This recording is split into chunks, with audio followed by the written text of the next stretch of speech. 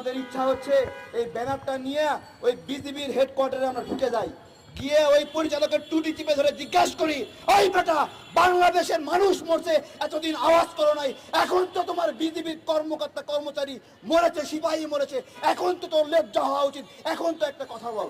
আমার সীমান্তে মানুষ মরে আর এই কালপিট গুলো বলে স্বামী স্ত্রীর সম্পর্ক।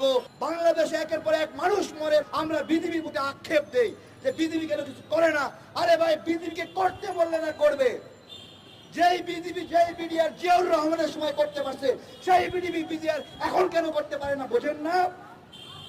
এখন বোঝেন না? সতীত্ব বিক্রি করে দিয়ে আসছে বলে স্বামী স্ত্রী, স্বামী স্ত্রী।